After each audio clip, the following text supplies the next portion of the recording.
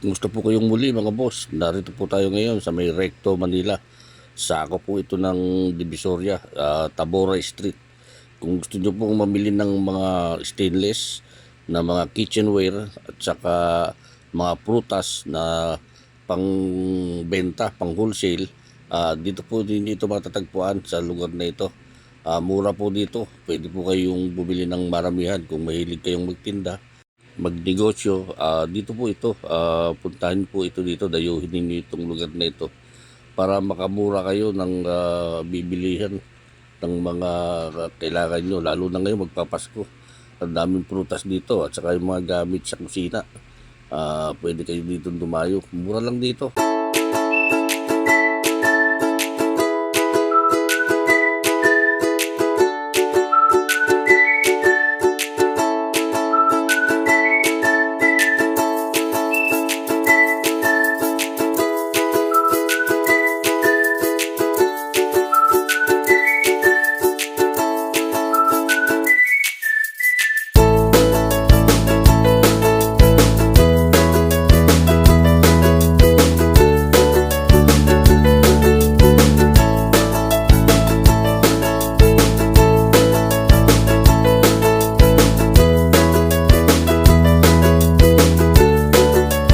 Dito naman po tayo sa M. De Los Santos Street.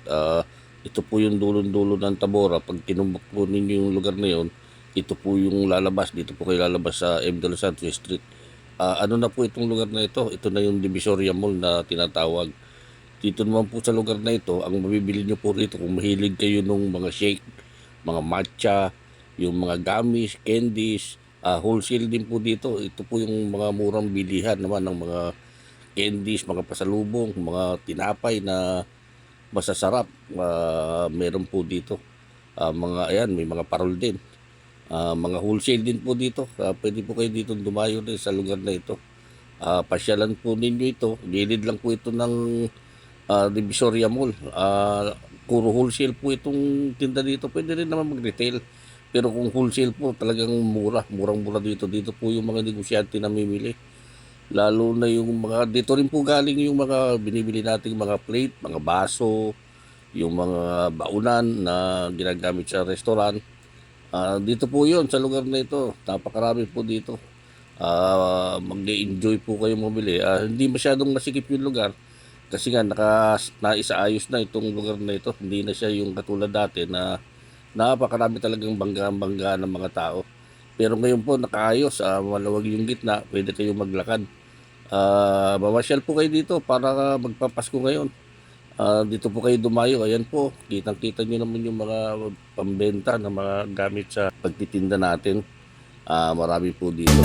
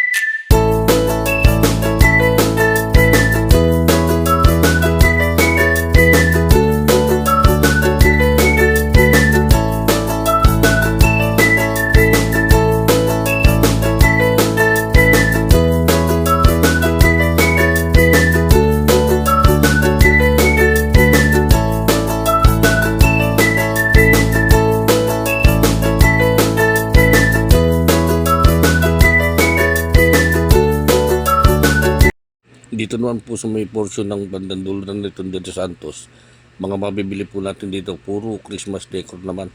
Napakarami pong Christmas decor dito na pang gagamitin natin sa Pasko. Dito po kayo dumayo. Yan po, ang dami po ninyong mabibili. Puro mura po dito. Hindi kayo, yung pera nyo sulit. pagka nakapasyal kayo dito sa lugar na ito. Sa likod lang ito, madali lang puntahan.